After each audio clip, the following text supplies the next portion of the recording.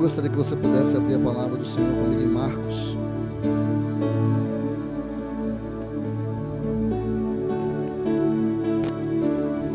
Nós vamos hoje finalizar essa série sobre lealdade. Marcos capítulo 8, verso 34 e no verso 35.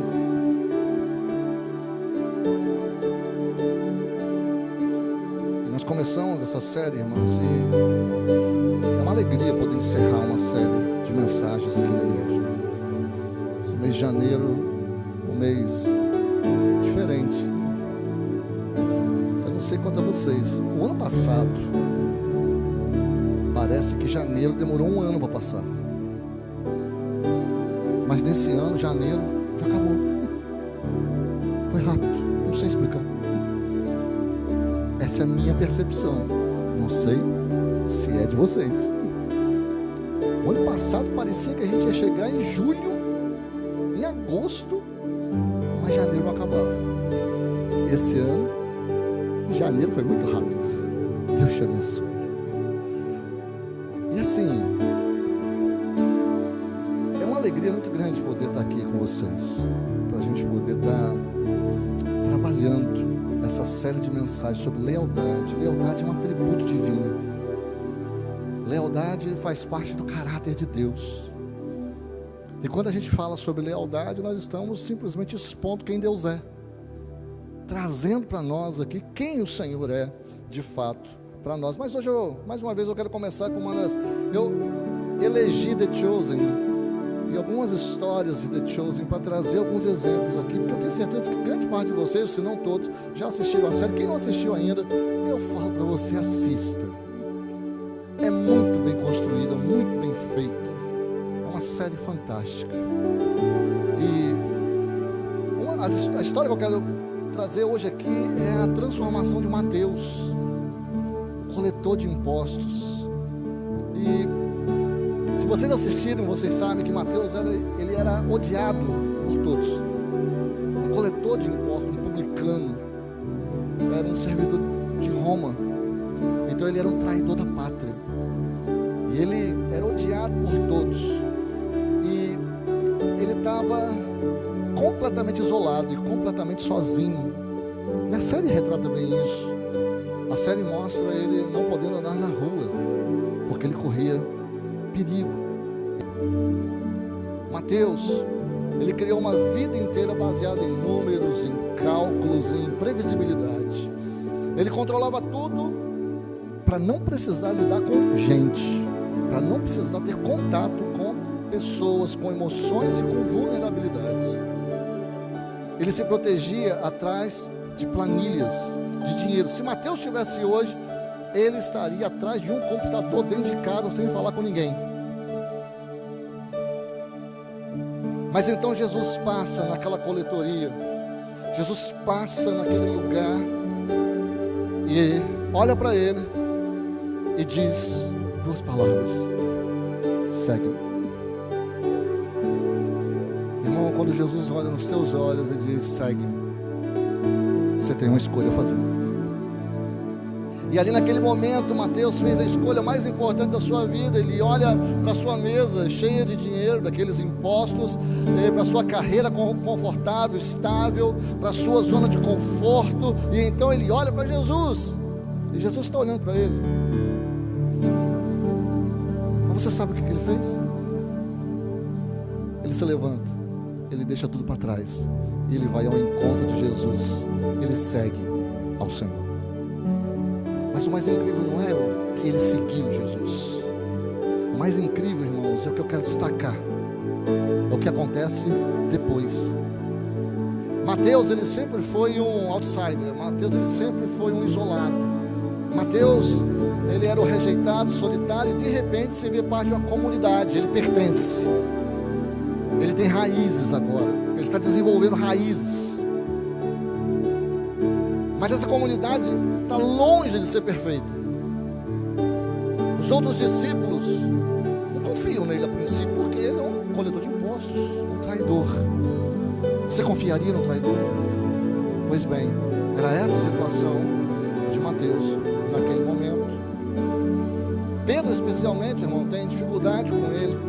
E Mateus tem que aprender a ser vulnerável, a receber um retorno, um feedback, a lidar com conflitos, a perdoar e a ser perdoado. Mas mais do que isso, Mateus precisa aprender os valores do reino de Deus. Mateus conhecia os valores do mundo, mas Mateus precisava aprender os valores do reino. Mateus deixou para trás os valores do mundo, dinheiro, sucesso, segurança, e ele abraçou completamente o valor do reino, que é muito diferente. Pertencimento, coragem, comprometimento, vulnerabilidade, retorno amoroso. Valores do reino que Mateus, a partir de agora, precisava abraçar. E hoje, irmãos, nessa última mensagem da série sobre lealdade, eu quero falar sobre o que é um discipulado leal. Um discipulado que exige que nós vivamos todos esses valores do reino de Deus em busca da nossa jornada com Jesus. Mas eu quero orar com você antes de começar. Pai, eu te agradeço de todo o meu coração por esse tempo que nós estamos aqui. Eu creio que o Senhor trouxe hoje aqui todas as pessoas que precisam estar aqui. E eu creio que a Tua palavra, Senhor, ela não volta vazia, e o Senhor trabalhará nos nossos corações. E por isso nós declaramos aqui, Pai, que estamos atentos a Ti. Fala conosco, trabalha em nós, Pai, e trabalha através de nós.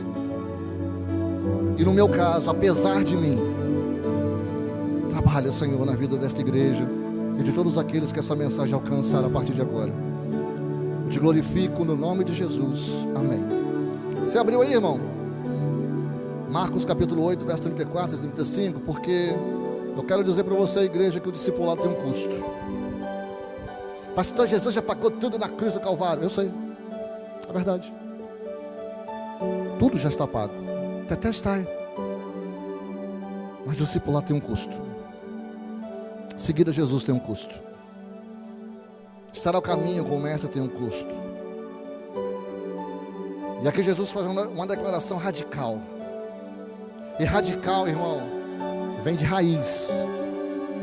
Vem de alguém que está firmemente enraizado na verdade. Olha a declaração que o Senhor Jesus faz aqui. Então ele chamou a multidão e os discípulos e disse: se alguém quiser vir após mim, negue-se a si mesmo, tome a sua cruz e siga-me.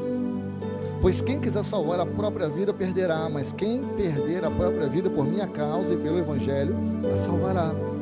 Essas, meus irmãos, são palavras pesadas.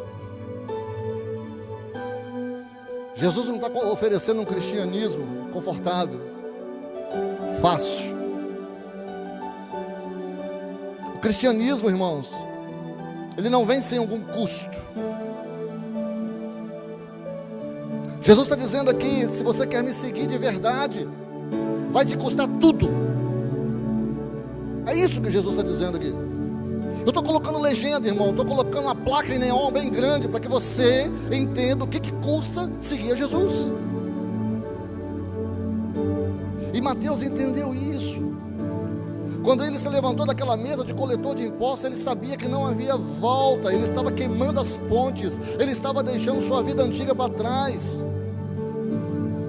E nós, quando olhamos para esse texto, irmãos, vamos pensar um pouquinho mais aqui.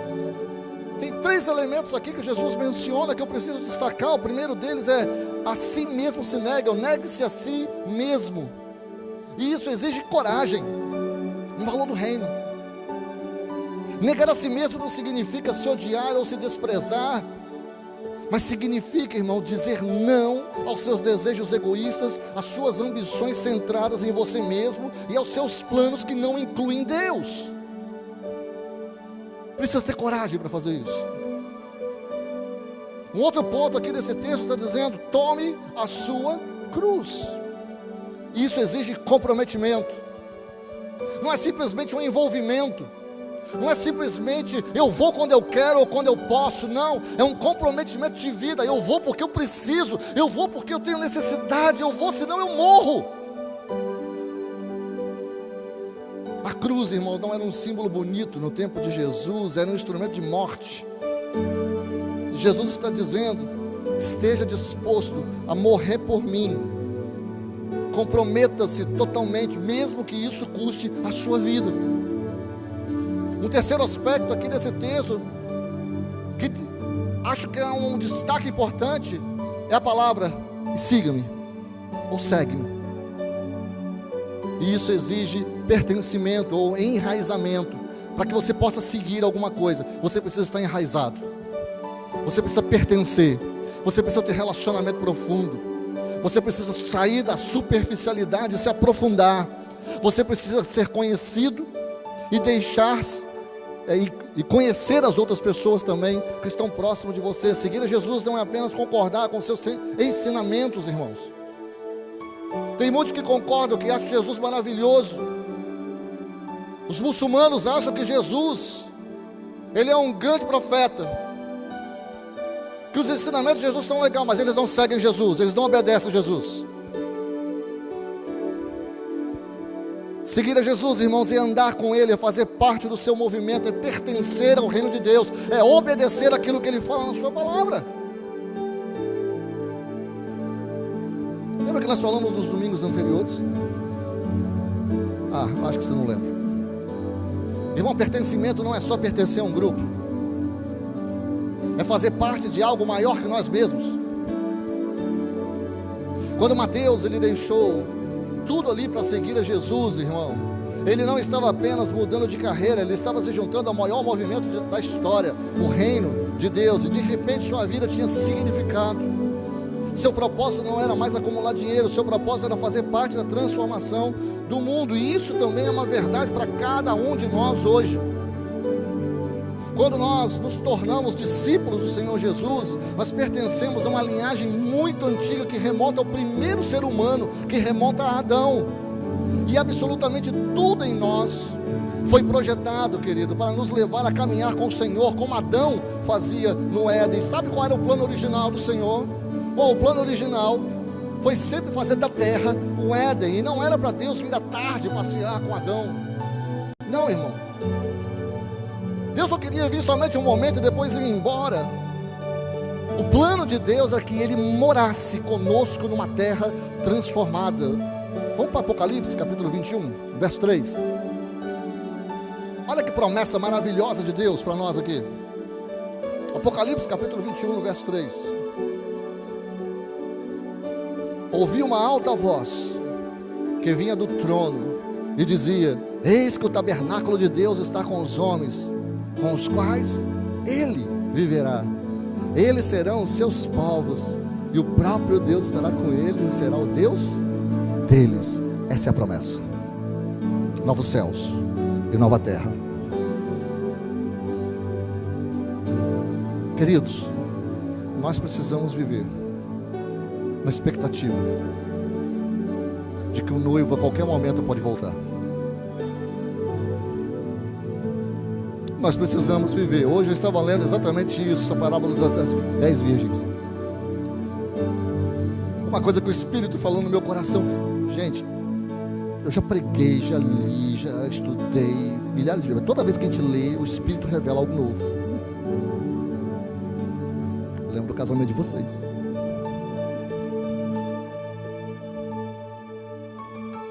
Uma coisa interessante da parábola das 10 virgens, irmãos. Elas saíram ao encontro do noivo. Isso não está na mensagem. É um desvio de caminho que o Espírito sempre coloca. Mas elas saíram ao encontro do noivo. E quando elas saíram ao encontro do noivo, vocês olham lá Mateus 25 depois, tá? Parábola das 10 virgens. E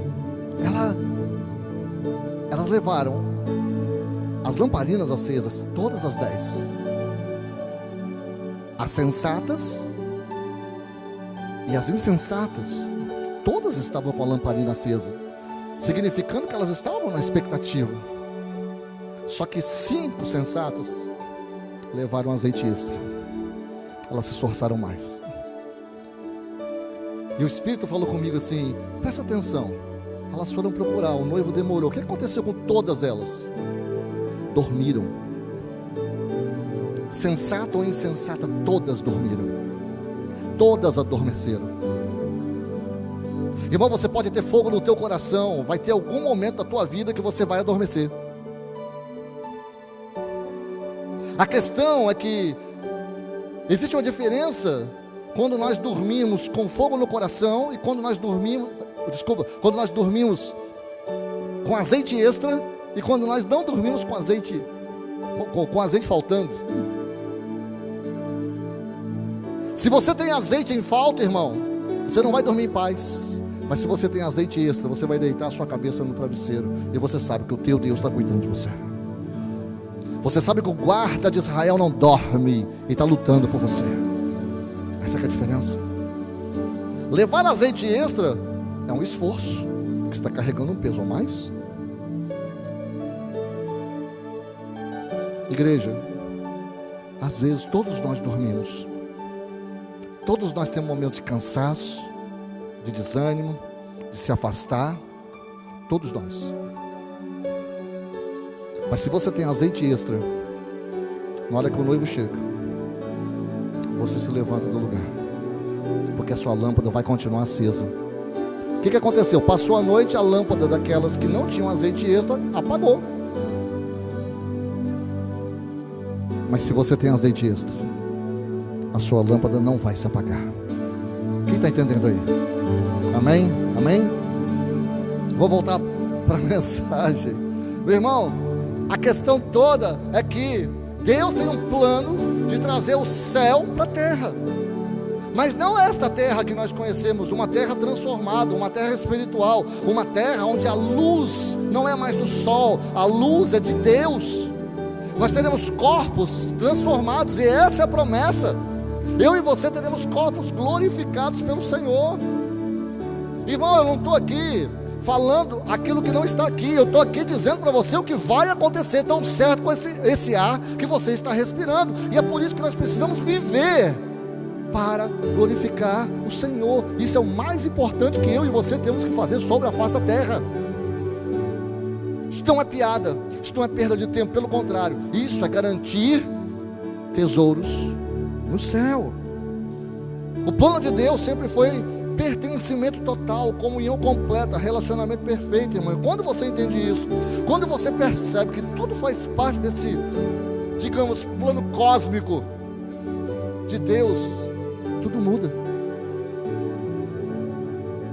Você não é mais apenas uma pessoa tentando sobreviver nesse mundo e entender quanto de injustiça ou o que está acontecendo. Não, você é parte da restauração de todas as coisas. Isso começa a partir do seu próprio coração. Você sabe por que, irmão, que não tem tanta restauração? Porque nós achamos que somos pequenos demais. Nós olhamos tanta coisa acontecendo no mundo e nós achamos que nós somos tão pequenos que nós não fazemos parte de algo maior. Ei, eu e você fazemos parte de algo maior. Eu e você fazemos parte do plano de restauração de Deus sobre a face da terra. Isso começa no seu coração, e a partir do seu coração se alastra para a tua casa, da tua casa se alastra para a tua igreja, da tua igreja se alastra para a sociedade. É assim que funciona. Mas se o teu coração, meu irmão, está contaminado com tanta coisa ruim, como que esse plano vai dar certo? Então a primeira parte: mantenha a tua lâmpada acesa. Você pode falar isso comigo? Eu preciso. Não, vem comigo. Eu preciso manter a minha lâmpada acesa. Isso, porque você faz parte do plano de restauração de todas as coisas, irmãos.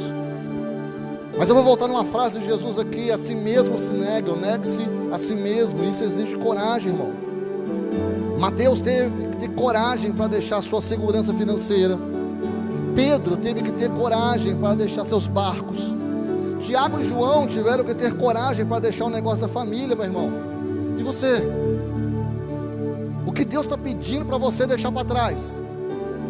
Que ponte que Deus está pedindo para você queimar hoje? Talvez não seja um emprego literal, irmão. Pode ser a ambição egoísta de ser reconhecido e admirado. Muitos likes.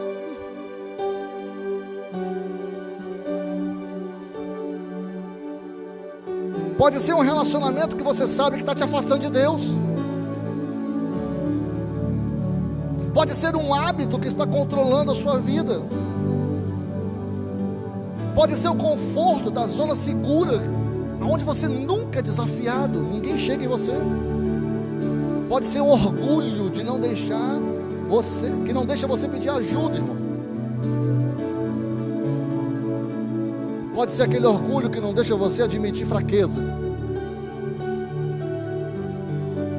Pode ser o medo que te paralisa e que te impede de servir ao Senhor. Negue-se a si mesmo, irmão.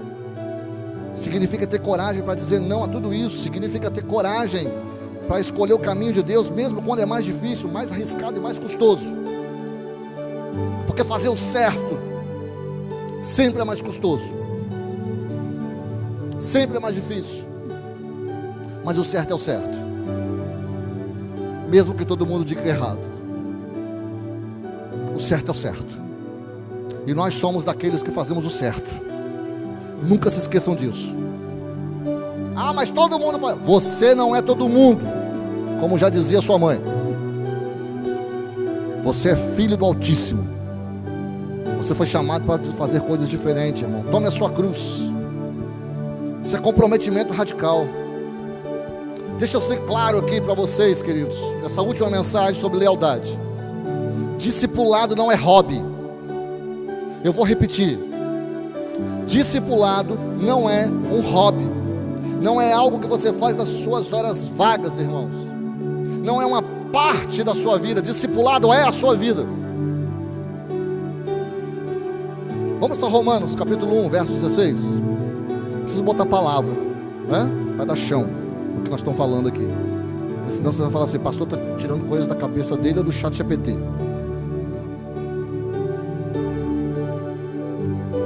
Vamos lá, Romanos 1,16. Não me envergonho do Evangelho, porque é o poder de Deus para a salvação de todo aquele que crê, primeiro do judeu e depois do grego. Paulo não estava envergonhado, irmão.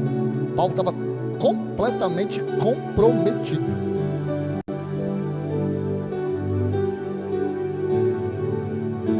Fui fazer um casamento,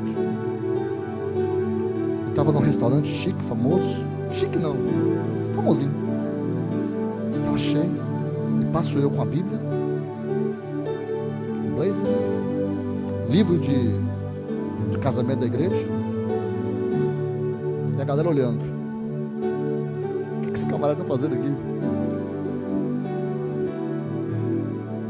E eu ali, uau. Obrigado, Senhor. Irmão,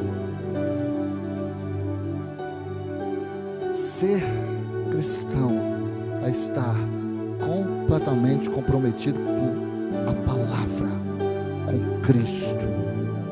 Eu não me envergonho do Evangelho. O Evangelho é o poder de Deus para a salvação, como diz Paulo, primeiro do judeu, depois do grego. O Evangelho é o poder de Deus, irmãos, que alcança todo mundo. E Mateus também não se envergonhou quando ele decidiu seguir a Jesus. Todo mundo na cidade de Cafarnaum ficou sabendo. Se bem que a cidade de Cafarnaum é desse tamanhozinho. Ele não foi um discípulo secreto, irmão. Ele assumiu publicamente seu compromisso, e isso custou caro. Mateus perdeu a sua fonte de renda, Mateus perdeu a sua posição social, e muito provavelmente perdeu seus contatos com outros coletores ou com o Império Romano que mantinha ele. Mas ele ganhou a vida em Cristo Jesus, e isso valeu tudo. Comprometimento radical, irmão, significa que obedecer é melhor, mesmo quando é inconveniente. Significa perdoar, mesmo quando a mágoa parece justificada. Você tem razão, mas você abre mão da sua razão por causa do perdão. Perdão é isso, perdão é perder. Você perde a sua razão para que Cristo entre na razão. E eu tenho certeza absoluta que você não vai perder nada. Comprometimento radical, irmão, é dar mesmo quando você tem pouco. É amar mesmo quando não é correspondido. É servir mesmo quando ninguém reconhece você. é permanecer fiel mesmo quando os outros desistem, irmãos. Isso é comprometimento radical. E eu estou aqui diante de vocês falando, eu não vou desistir. E eu espero que você também não. Porque para onde iríamos nós, se só o Senhor tem palavras de vida eterna, irmão? Uma vez no caminho, não tem como olhar para trás. Quem coloca a mão no arado, não olha para trás, irmão, olha para frente. Então, vamos olhar para frente. Mas agora eu quero falar de algo que muitos não associam com discipulado, irmão. Eu quero falar sobre vulnerabilidade ou enraizamento. Quando Mateus entrou na comunidade dos discípulos, ele teve que aprender a ser vulnerável. Ele sempre viveu atrás de muros emocionais. Ele se protegia com dinheiro e distância. Ele não deixava ninguém se aproximar dele. Mas agora ele estava numa comunidade, onde tinha que admitir suas fraquezas. Ele estava numa comunidade onde ele tinha que pedir ajuda. Ele estava numa comunidade, irmãos, onde ele tinha que mostrar suas emoções, confessar seus erros e deixar outros o conhecerem de verdade. Tirar a máscara. Eu vou repetir. Ele estava numa comunidade onde ele tinha que tirar a máscara. Isso foi aterrorizante para Mateus, mas também foi transformador. E olha o que aconteceu. Esse mesmo Mateus, coletor de impostos, vulnerável, se tornou autor de um dos evangelhos. São 4 evangelhos. Como foi Mateus que escreveu? E no final do seu evangelho, ele registra as últimas palavras de Jesus em Mateus 28, que nós, na igreja, damos o título de A Grande Comissão. O que é a Grande Comissão, pastor? É a nossa declaração de missão e visão da igreja. A gente não precisa ficar criando declaração de missão e visão da igreja, irmão. Se bem que é interessante para cada corpo de Cristo, porque a igreja do Senhor, ela já tem a própria declaração de missão e visão. E fala bem assim, Mateus 28, 18 a 20. Então Jesus aproximou deles e lhes disse: toda autoridade me foi dada nos céus e na terra. Portanto, vão e façam discípulos de todas as nações, batizando-os em nome do Pai, do Filho e do Espírito Santo, ensinando-os a obedecer tudo o que eu ordenei a vocês, e eu estarei sempre com vocês até o fim dos tempos. Mateus, ele reconheceu que Jesus Cristo era a única fonte de autoridade e de salvação, e ele que tinha sido tão ferido, isolado. Mateus agora, ele estava comprometido em fazer discípulos, irmãos. Mas ele só pôde fazer isso porque ele aprendeu a ser vulnerável. Sabe o que o Senhor deseja de mim e de você, irmão? Não é que a gente chega aqui no domingo, numa quinta-feira. Aliás, vem na quinta-feira, tá, irmão? Tem 2 cultos aqui na igreja, quinta e domingo. Te espero aqui na quinta. E vou orar, tá? Para que Deus incomode você, onde quer que você esteja, para que você venha na quinta-feira adorar o Senhor conosco. Mas o que eu posso dizer para você, meu irmão, é que Deus não te chamou para vir aqui sentar somente no culto. Deus te chamou para você fazer discípulos. Deus te chamou para você cuidar de outras pessoas.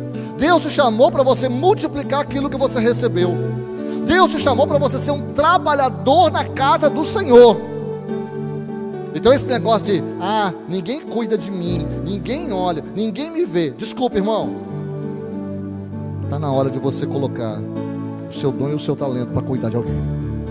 E quando você fizer isso, e você começar a perder a sua própria vida, o seu tempo, os seus recursos em função do reino, eu garanto a você que você vai ganhar muito mais de Deus para a sua vida. Quem está entendendo aí? Ótimo, ótimo, que bom que você entendeu. Mas com a vulnerabilidade, irmão, com o enraizamento, vem uma necessidade na igreja, que é a necessidade de correção, que é o que nós chamamos de feedback, retorno. Na comunidade dos discípulos, eles se corrigiam mutuamente, eles desafiavam uns aos outros, e eles encorajavam uns aos outros. 1 Pedro, capítulo 4, no verso 11, irmãos, Pedro, que era um dos discípulos mais temperamentais, depois de passar todo o processo com Jesus, Pedro escreveu o seguinte, ó: se alguém fala, faça-o como quem transmite a palavra de Deus. Se alguém serve, faça-o com a força que Deus provê, de forma que em todas as coisas Deus seja glorificado por meio de Jesus Cristo, a quem sejam a glória e o poder pelos séculos dos séculos. Amém. Pedro, irmão, aprendeu que tudo que fazemos deve glorificar a Deus, e ele aprendeu isso através do retorno que Jesus e os outros discípulos lhe davam. Pedro foi corrigido muitas vezes, irmãos. Pensem, quantas vezes Jesus corrigiu Pedro? Quantas vezes Pedro teve que ouvir um retorno difícil? Mas foi através desse processo, irmão, que Pedro se tornou a rocha sobre a qual Jesus edificou a sua igreja. Entenda uma coisa, meus amados irmãos, que não gostam de ser corrigidos, assim como eu. Retorno verdadeiro na comunidade dos discípulos significa o seguinte: que eu preciso falar a verdade em amor. E eu aprendi isso a duras penas, porque eu ouvia a minha digníssima falar sempre comigo: Flávio, com amor, fale com amor.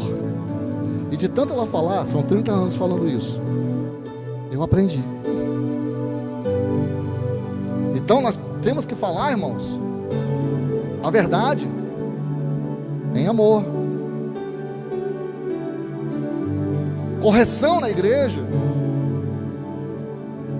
ela precisa ser feita quando é necessária. Retorno amoroso, irmão, é encorajar sempre que possível, é desafiar quando alguém está acomodado, é celebrar as vitórias juntas e é chorar as derrotas juntos também. Agora, olha só como é que todos esses valores se conectam no discipulado. Nós estamos falando aqui no discipulado fiel. O que precisa ser feito no discipulado fiel? O discipulado leal, irmão, integra todos esses valores. Nós precisamos de coragem. Você tem que ter coragem para negar-se a si mesmo e escolher o caminho de Deus, mesmo quando é difícil.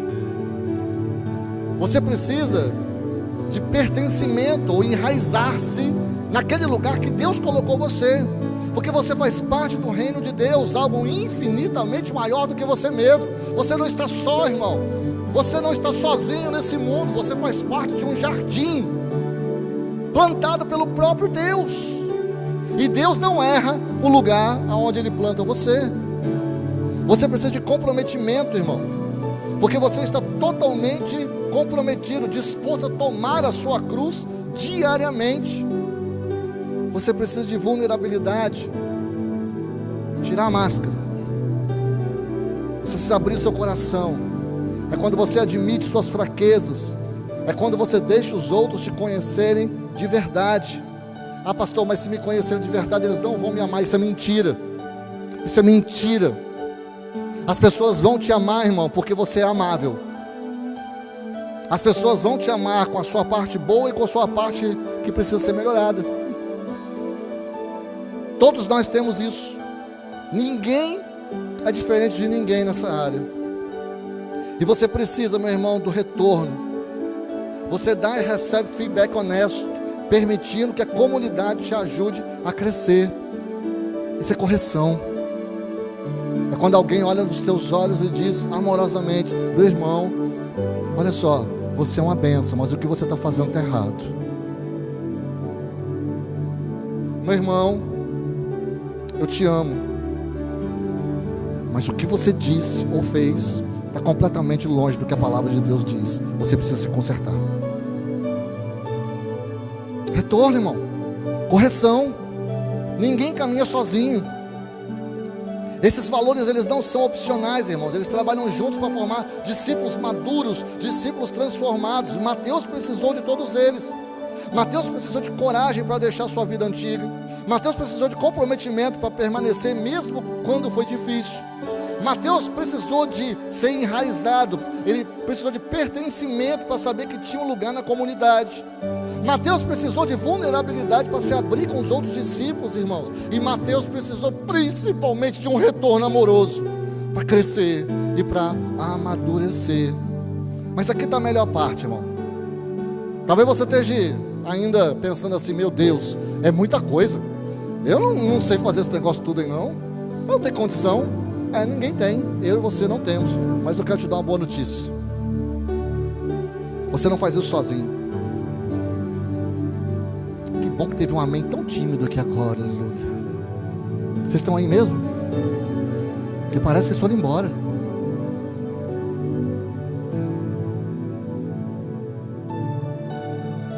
Você não está sozinho, irmão. Olha o que... Vamos olhar de novo para o final de Mateus 28. Final do Evangelho de Mateus. Mateus 28, 20, a parte B. Para quem não sabe, a gente divide os versículos quando a gente quer separar a primeira parte e a segunda parte. A primeira parte a gente chama de parte A, e a segunda parte a gente chama de parte B. Então Mateus 28, 20, B. É a segunda parte desse versículo. Eis que estou convosco todos os dias até o fim dos tempos. Eu estou com vocês todos os dias até quando? Até o fim. Quando é o fim? Não sei. Pode ser o fim porque Deus me chama para junto dele mais cedo. Ou mais cedo não existe, né, irmão? No tempo certo. Ou pode ser o fim porque nós o veremos na glória, no arrebatamento da igreja. Eu não sei quando é que vai ser o fim, irmão. Eu não preciso me preocupar com isso. Eu preciso viver uma vida de santidade diante do Pai. E isso eu tenho que fazer. Esse detalhe de quando vai ser o fim, isso é irrelevante. Por quê? Porque eu tenho um Pai que cuida de mim. Eu tenho um Deus que zela por mim. Eu tenho alguém que está tomando conta de mim, acordado ou dormindo. Jesus promete a sua promessa contínua, irmão. Mesmo quando você falha, e vai falhar, Jesus vai estar com você. Mesmo quando você duvida, e vai duvidar, Jesus vai estar com você. Certamente o Senhor vai estar com você. Mesmo quando você tropeça, você vai tropeçar, mas Jesus vai estar com você. A lealdade de Jesus a você, irmão, é inabalável. E Mateus experimentou isso. Teve dias que ele questionou sua decisão, teve momentos de dúvida, teve conflitos com os outros discípulos, mas Jesus nunca o abandonou. Jesus permaneceu fiel. E a mesma promessa vale para você hoje, querido. Deus, Ele vai permanecer com você até o fim. Até o fim. E se Jesus falou que vai estar conosco até o fim, Ele vai. Porque Ele é fiel, irmão. Então deixa eu terminar fazendo algumas perguntas para vocês aqui. Perguntas diretas. Eu sei, eu já fiz muitas perguntas hoje, mas eu preciso finalizar essa série dessa forma.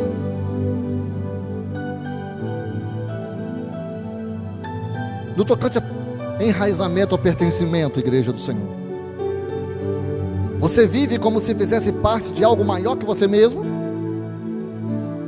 Ou sua vida é centrada apenas nas suas necessidades e desejos pessoais?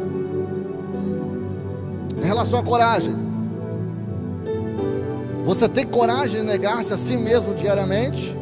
Ou você sempre escolhe o caminho mais fácil, o caminho mais confortável? Em relação ao comprometimento, irmão, você está totalmente comprometido com Jesus? Ou você tem um pé no reino e um pé no mundo? Lembrei do crente Raimundo. Se tem algum Raimundo, me perdoe. Vulnerabilidade. Você é autêntico na comunidade dos discípulos? Você é quem você é sozinho na sua casa, aqui no meio da galera?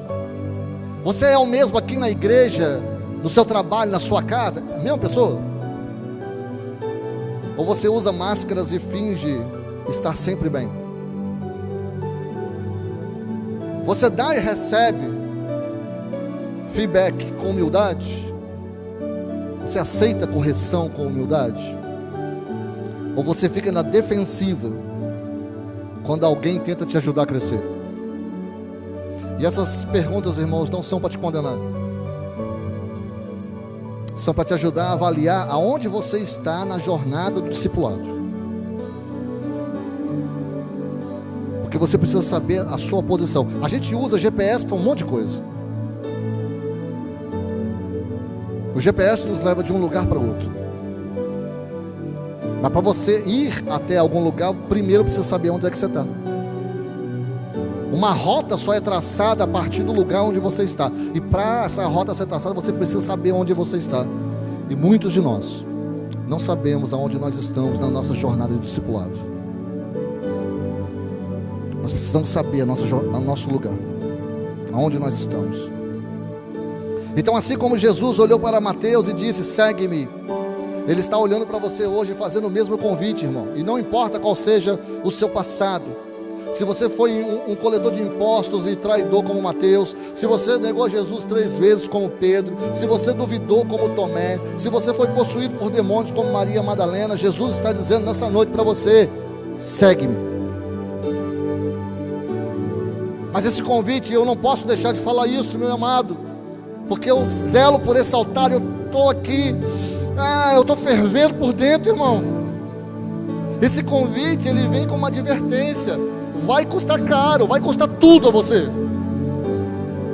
Vai custar a sua zona de conforto, vai custar as suas ambições egoístas, vai custar a sua necessidade de controlar tudo, vai custar as suas máscaras e pretensões, irmãos. Mas aqui tem uma promessa: você vai ganhar Jesus, você vai ganhar o reino, você vai ganhar a eternidade, você vai ganhar o céu, você vai ganhar um lugar à mesa, você vai ganhar, meu irmão, o título de filho de Deus. Você vai ganhar tudo, se você entregar o seu tudo. Quando nós entregamos tudo, nós ganhamos mais que tudo, irmão. E Jesus vale tudo, irmão.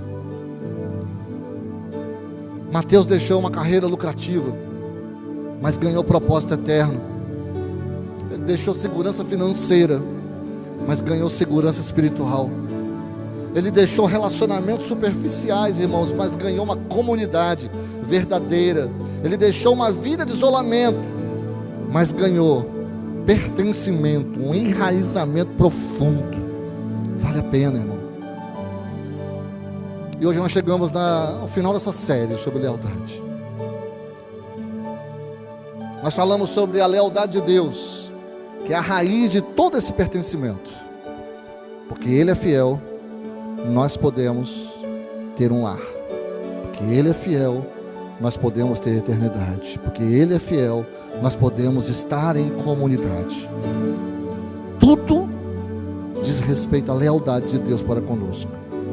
Nós falamos, irmãos, que a lealdade ao Senhor exige coragem e comprometimento, que os relacionamentos exigem vulnerabilidade e essas correções de rota ao longo do caminho. E hoje nós falamos do discipulado leal, que integra todos esses valores. Mas tudo isso não é só teoria, irmão Ananias. Isso precisa ser vivido na prática, como você bem pontuou. E eu concordo com você. É para ser vivido, irmão. Porque eu e você, nós somos chamados para pertencer ao reino de Deus, para ter coragem de negar a nós mesmos, para que nós nos comprometamos com o Senhor Jesus de uma maneira total, para nós sermos vulneráveis na comunidade, e para que nós possamos dar e receber o retorno ou correção com amor. A promessa é que Jesus, Ele está com você em cada momento dessa jornada, irmão. E talvez hoje você perceba que não está vivendo como discípulo leal. Talvez hoje você tenha um pé no reino e outro no mundo. Talvez hoje você esteja tentando seguir Jesus sem nenhum custo, sem cruz, sem renúncia. E hoje é um dia de decisão, irmão. Escolha hoje. Hoje é o tempo perfeito, não é amanhã, é hoje. Hoje você precisa decidir a quem você vai servir. Como Mateus, levante-se e siga Jesus completamente, radicalmente, lealmente. Siga Jesus como os discípulos, irmãos. Abrace esses valores do reino: pertencimento, coragem, comprometimento, vulnerabilidade, retorno amoroso. Abrace isso. E lembre-se que você não está sozinho. Jesus está com você todos os dias, até o fim.